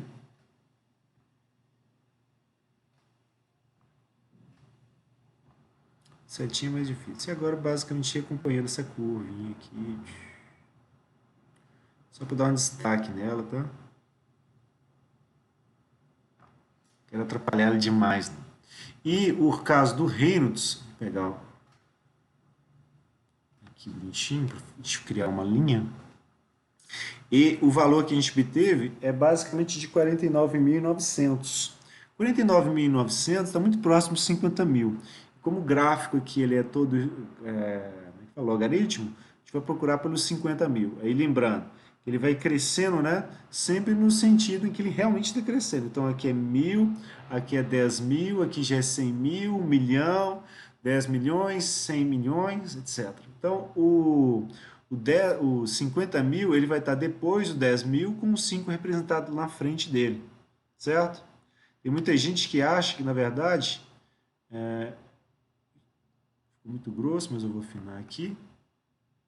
Vou reduzir essa espessura aqui, beleza. Por que o comprimento também reduziu? Estranho. Só visualizar. Então, muito próximo aqui de 50 mil, talvez um pouquinho aqui para a direita, tá? Sendo o nosso valor aproximado aqui, a gente sobe e vai achar onde que vai interceptar essa curvinha aqui que a gente estava pintando, né? De pretinho, etc. Só para continuar identificando aqui, ó. Então, a gente tem um pontinho aqui, ó, que é a interseção justamente da curva, né, de rugosidade relativa com o Reynolds que a gente tem. A gente pega ele e arrasta para o outro lado. Fazer linha aqui reta também. Saindo exatamente do ponto, tá vendo retinho, tá vendo aqui, ó. Certo? Ele está chegando aqui, ó, onde aqui a gente tem o 0,020, aqui a gente tem o 0,025. Então, como eu tenho 1, 2, 3, 4, 5 divisões entre um e outro, cada um deles vai valer para a gente, né, 0,005. Aliás, perdão, né? É isso mesmo, 0,05. Então, 0,001. Então, vai ser para a gente, né? 0,021 aqui, 0,022, aqui praticamente o 0,023 que a gente chegou lá no, como é que fala? Como valor lá da expressão, né? Que a gente chegou em 0,02286. Então o ábaco e o, como é que fala? E equações de Colebrook, né, elas conversam muito bem, dão o mesmo resultado, tá? Por mais que às vezes a gente trema a mãozinha até chegar no pontinho que a gente quer.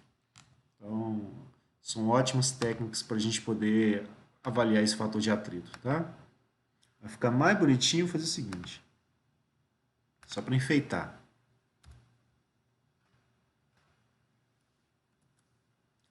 Aqui.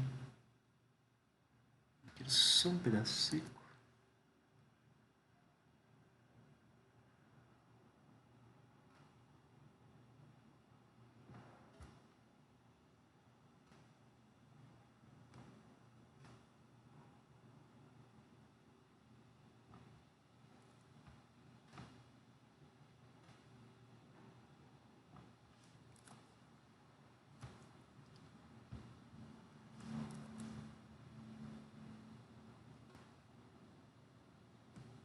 atrapalhar aqui, certo?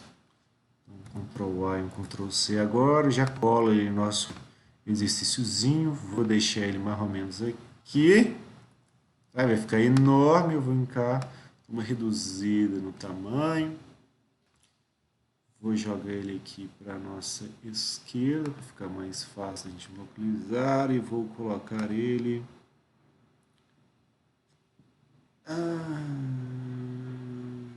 através do texto.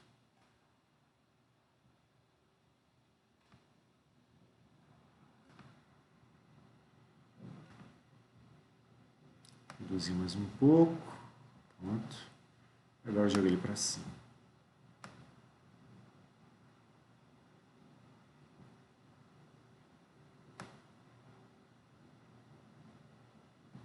Certo? Só para ficar, mostrar, né, como que a gente fez, etc. Isso fica documentado para vocês. Tá? Na hora que vocês estiverem fazendo essas coisas em prova, etc., não precisa ficar fazendo essa papagaiada, não. Estou fazendo porque eu sou professor e estou mostrando, né, que as duas metodologias funcionam e que, basicamente, a gente tem dois métodos para a gente poder trabalhar. Pode falar? Eu fiquei meio na dúvida, como que você pegou esse 0,030? Não, foi em chute mesmo. Eu tinha que chutar um valor para poder colocar. E eu falei, ó, vou chutar qualquer valor aqui, mais ou menos no centro do gráfico. Porque se a gente errar, e normalmente a gente erra, a gente vai errar ou para, como é que fala, do 0,30 para cima, do 0,30 para baixo, que está mais ou menos no meio. Então a gente erra pouco, certo? Está no meio do caminho. Se você, vamos dizer assim, você tem que ir para a PUC, por exemplo, e você não sabe qual PUC certa. Você pode ir para a PUC aqui de Contagem, você pode ir para a PUC lá do São Gabriel, ou você pode ir lá para a PUC da Praça da Liberdade. Você não sabe qual PUC vai ter lá, ou sei lá, sua cerimônia de colação de grau. Aí o que você faz? Tem que chutar uma, né? E aí você vai lá e chuta, por exemplo, da Praça da Liberdade. Que se não for lá, ou tá mais, como é que fala? Tá no meio do caminho para Contagem, tá no meio do caminho para São Gabriel, certo? Entendi, obrigado. Como é que fala? É só porque tá no meio do gráfico. Aí se eu fosse errar, eu ia errar um pouquinho para cima, um pouquinho para baixo. Aí eu errei um pouquinho para baixo, certo? Como é um tubo mais liso mesmo, eu esperava que ia cair mais ou menos essa região aqui mais próximo de 0,020. Então, beleza. Esse aqui foi o nosso fator de atrito, e agora que a gente tem ele, e notem, na tubulação, né, ou na informação que foi dada aqui para a gente tem os comprimentos todos do tubo. A gente tem, ó, em trecho reto, é basicamente a gente somando.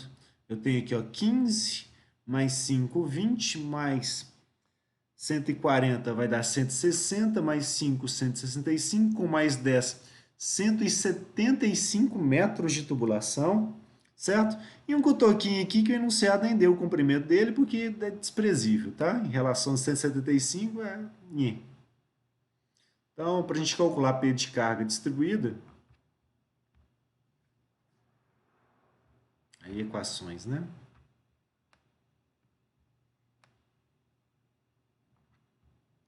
Vou pegar assim.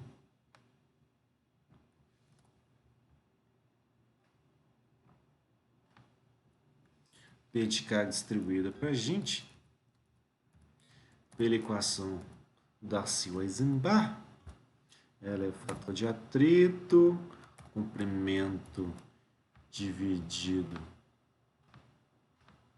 pelo diâmetro interno, e velocidade ao quadrado sobre 2g. Que olha que legal, a gente tem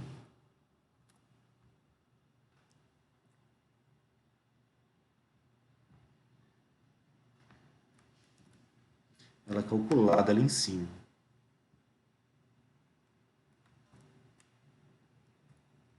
Só para botar genérico, tá?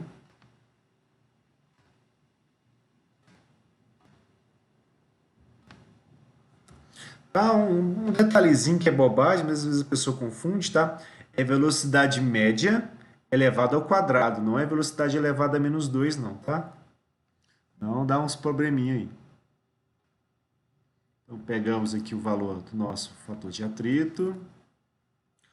o comprimento que a gente foi lá e mediu, né? Assim, que é de 175 metros. Só fomos lá e contamos. O diâmetro foi dado para a gente com 2,5 centímetros, então é 0,025 metros, certo? A velocidade ao quadrado sobre 2G, a gente já tem esse valor calculado, ali é 0,204 metros. Só vamos substituir ele aqui embaixo.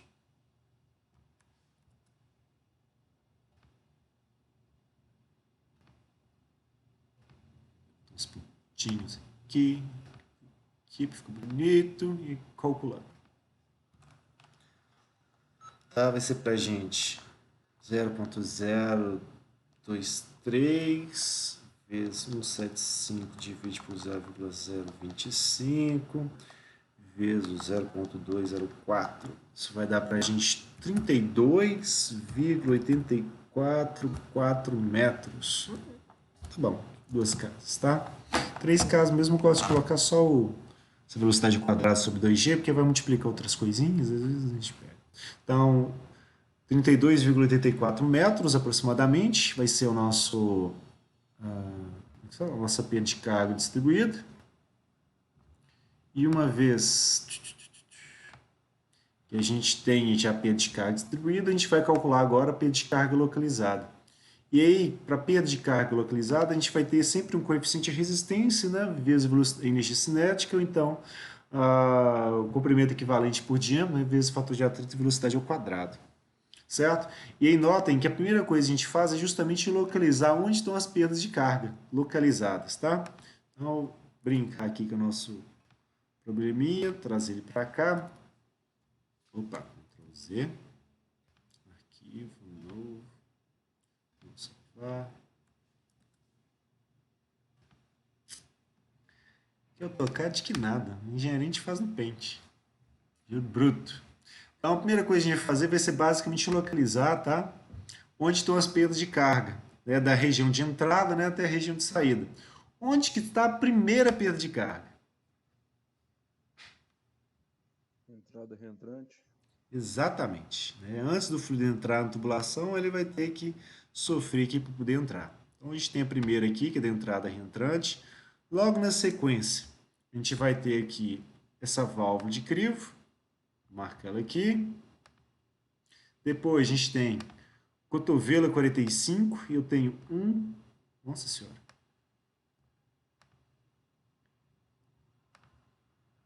Dois...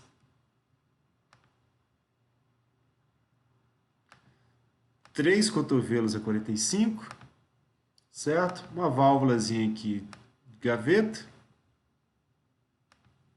E depois outros dois.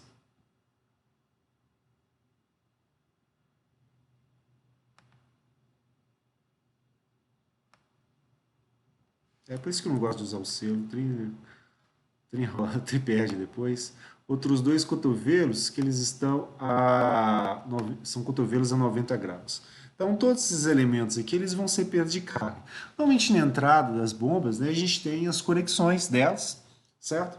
Mas elas precisam ser especificadas para justamente a gente avaliar, né, que perda de carga que vai ter. Como não foi informado isso para a gente vai desprezar essas perdas de carga aqui, certo? Assumindo que elas vão ser muito pequenas em relação às demais. Certo? Então a gente começa lá da entrada tipo reentrante. Voltamos aqui. De repente, aqui.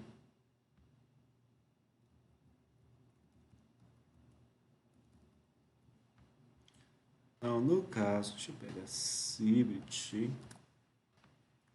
nossa perda de carga localizada. Todos os termos associados a ela, querendo ou não, para uma equação ou para outra, vão estar associados com velocidade ao quadrado sobre 2G.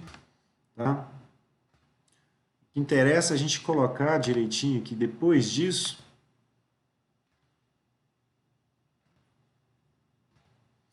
que perdas de carga são essas. Então, primeiro que a gente vai ter cada entrada do tipo reentrante.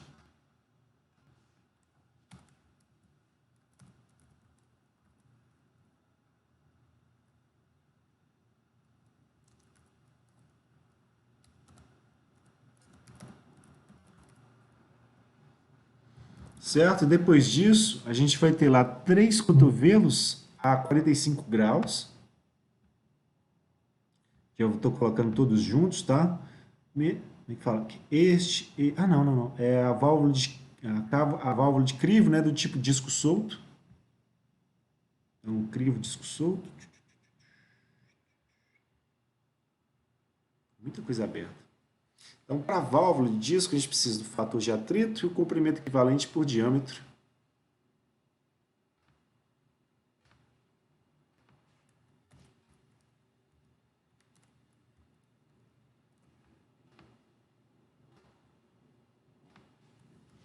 Então, crivo, disco solto. Mas os 3, né, cotovelos que vão estar a 45 graus.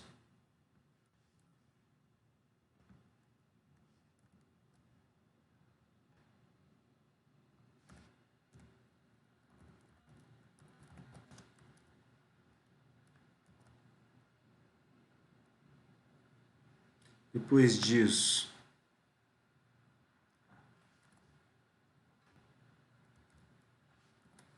nós vamos ter uma válvula tipo gaveta.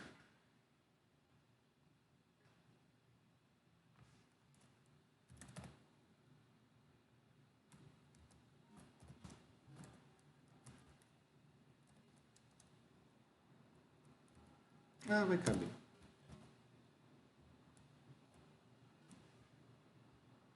É só confirmar aqui.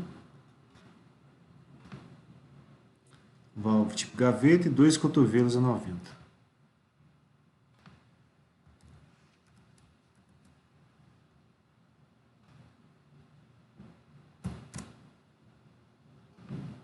Certo? Isso aqui seria a nossa perda de carga. Tem um pequeno detalhezinho aqui que notem. O fator de atrito está aparecendo neste termo aqui. Ó. Posso colocar ele em evidência na hora de a gente fazer conta, por exemplo. Então, vai ficar em função disto.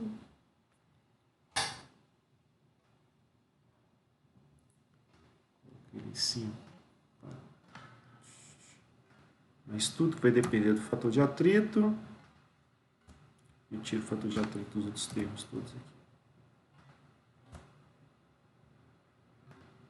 Oi?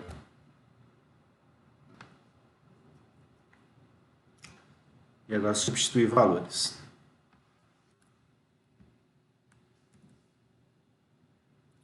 Tá? A velocidade ao quadrado sobre 2g já é esse valor aqui.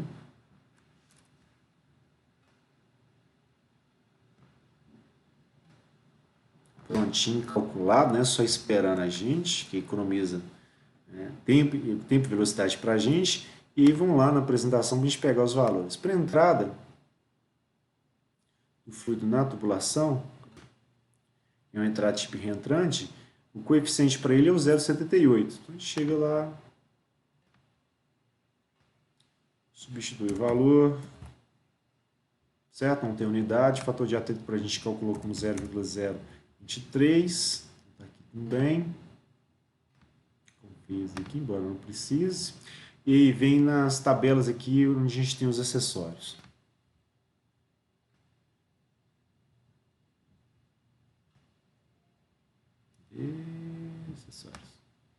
Então, aqui, ó. Válvula de pé com crivo, disco solto, 420. Comprimento equivalente por diâmetro para ela. Certo? Aí vem aqui, ó. 3 cotovelos a 45. Cada um desses cotovelos... Opa. Tá ruim aqui. Vai sumir. Muito padrão assim. Cada um desses cotovelos a 45, né? O valor para ele é de 16. Tá? Então a gente chega lá e substitui. Pessoa, até hoje você não já decorou esses trens? Sim, já decorei. O de cotovelo é 90-30, de válvula gaveta é 8, mas eu estou indo de um e outro e voltando, tá? Válvula gaveta para a gente 8, né? Cotovelo a 90 é 30, então já pega e substitui lá. É um só deste e 2 desse aqui que é 30. 2 vezes 30.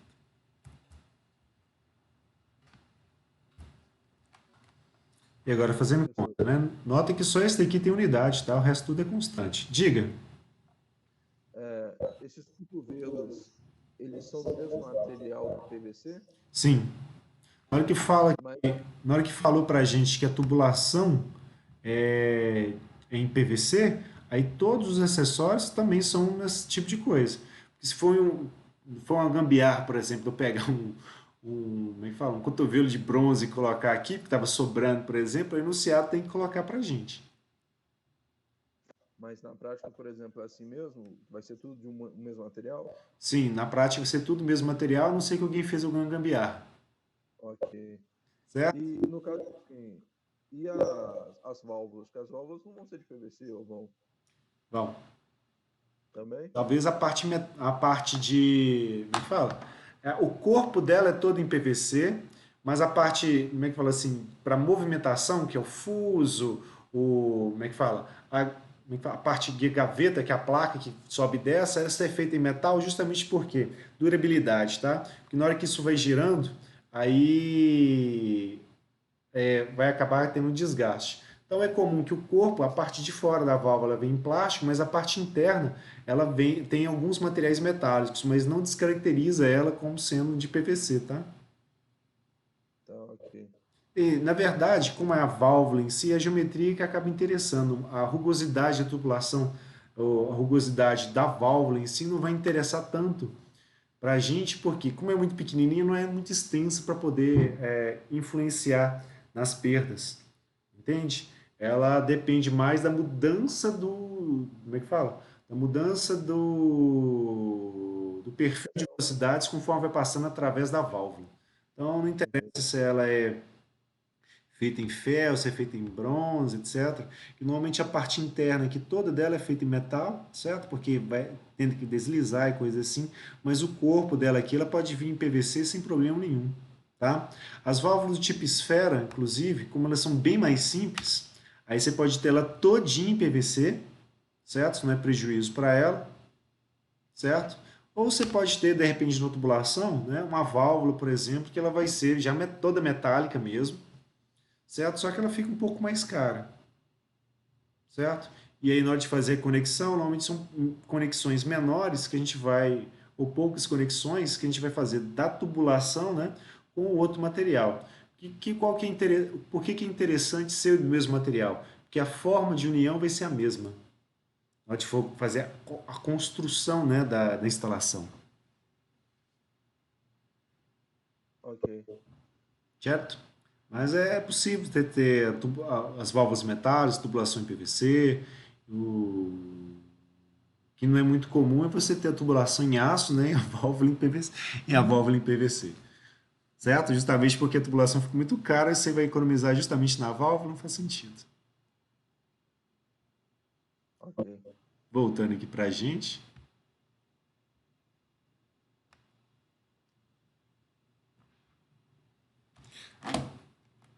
é que normalmente as tubulações de PVC elas são tubulações para, vamos dizer assim, para aplicações mais baratas, né? Então as válvulas também você vai pegar das mais baratinhas. Então você pega bastante coisa que acaba pelo menos a conexão interna dela tem um coisinho em PVC para fazer a fixação, né? Que normalmente você pega o tubo, né? Desgasta a ponta, passa uma cola, que é uma cola para PVC, normalmente araltite, e aí na hora que você coloca lá assim, a cola ajuda inclusive a vedar, já que ele vai entrar como é que fala? Ele vai entrar como uma, como é que fala? Por interferência mesmo, e na hora que você vai colocando a cola, né, ajuda a vedar os ranhuras que você fez nela. E aí, vamos ver a conta, né? 0,204 que multiplica a parênteses para a gente. 0,78 mais 0,023 que vai multiplicar, abre um outro parênteses, 420 mais 3 vezes 16 vai dar 48, mais 8 e mais 60.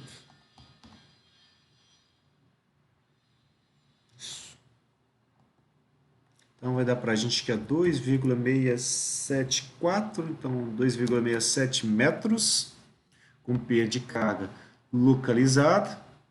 Está dando nosso horário já também. É só terminar ele aqui.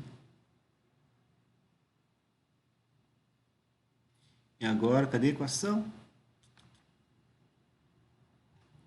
Vou pegar ela aqui, ó. Como esse escoamento é turbulento, tá? O alfa, ele é igual a 1. Se ele fosse laminar, deixa eu colocar aqui, ó. Seria igual a 2, tá?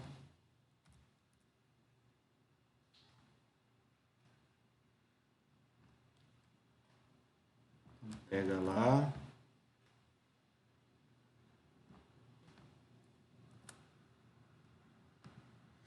Essa expressão eu vou substituindo, né? O alfa para a gente vai ser 1. Ele vai estar multiplicando, né? Velocidade ao quadrado sobre 2g, que é esse valor aqui, 0,0204, certo? O HL para a gente é esse daqui. Ctrl C.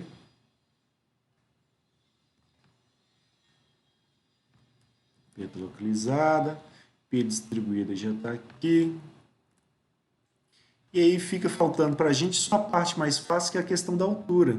Tá? Vou voltar aqui no desenho para a gente localizar. E aí, respondendo a pergunta ali que eu vi depois, tá? O H1, o Z1 poderia ser considerado zero? É zero porque é a própria referência para a gente. O que vai interessar para a gente de altura vai ser do ponto onde a gente está avaliando como 2. Vou trocar a cor de todo jeito. Aqui. Vou trocar aqui para um vermelho. Para ficar.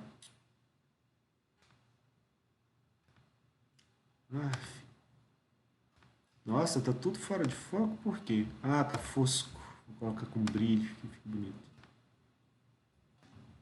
Pronto. Bosta nenhuma. Odeio esse pente. Gosto do antigo. Certo? Para a altura que a gente teria aqui no Z1. Que aí ambos, né, a gente mediria eles. Vamos dizer assim, para quem fosse muito rigoroso, né, seria do centro da Terra até esse ponto aqui, seria a altura Z1. Tá? Do centro da Terra até esse ponto aqui seria a altura Z2. Se a gente toma esse aqui como referência, a gente zera, né, o Z1 e a gente pega só a diferença de altura entre um e outro, para a gente servir como cota. Que aí, daqui até aqui, ó, já seria para a gente como é que fala? A cota, né? Z2 menos Z1. Deixa eu reduzir o tamanho desse trem aqui, que puta merda, 48 como daí foi foda. Então seria o Z2, né? Menos o Z1 aqui, ó.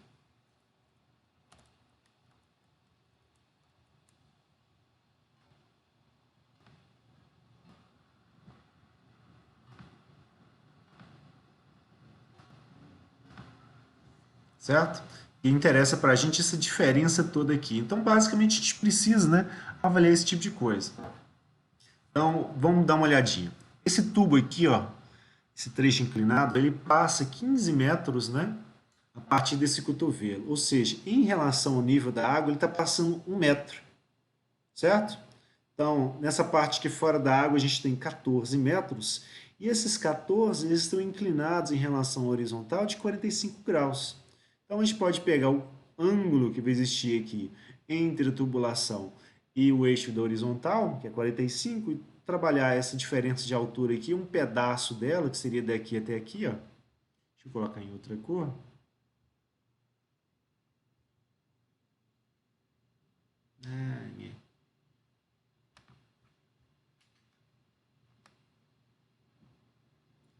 Algo daqui até aqui, que seria para a gente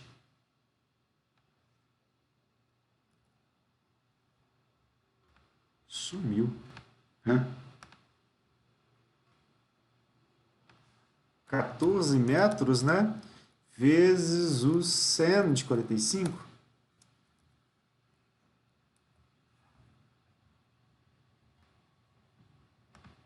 Essa seria esse pedaço aqui da cota, tá?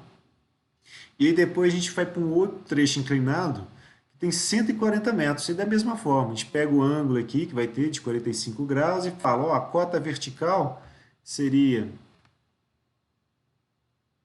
daqui até aqui onde terminou a outra cota. Nossa Senhora! Seria para a gente 140 metros.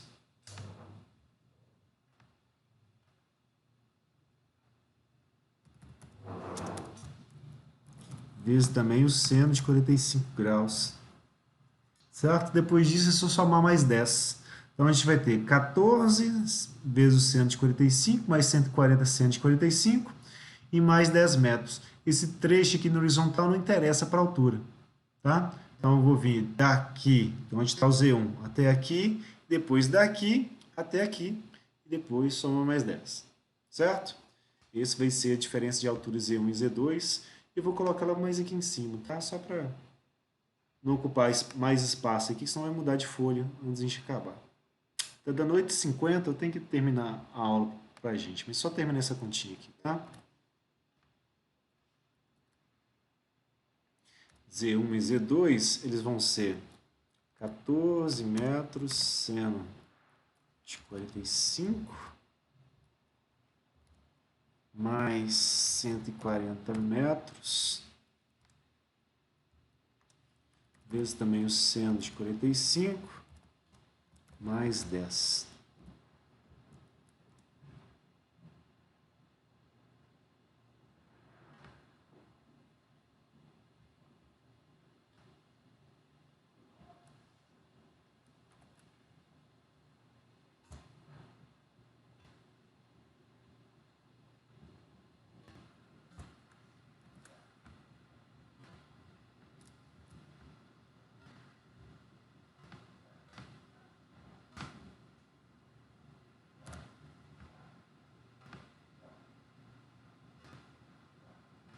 Vezes aqui, outra vez aqui, fica bonitinho, e contas. Aí vai dar 140, 154, né, vezes o seno do ângulo. Então, degrees aqui, ok, 45 mais 10. Então vai dar 118,894, então 89 metros. E a gente fica já com isso aqui pronto, né, para a aula que vem. A gente trabalhar a partir do HB e fazer mais algum exercíciozinho, tá? Então, eu vou salvar aqui pra gente e já vou, como é que fala? Abrir para tirar as dúvidas finais, tá? Porque a gente já está no horário de outra aula. Alguém está com alguma dúvida? Vou até interromper aqui a gravação. E na aula que vem a gente continua.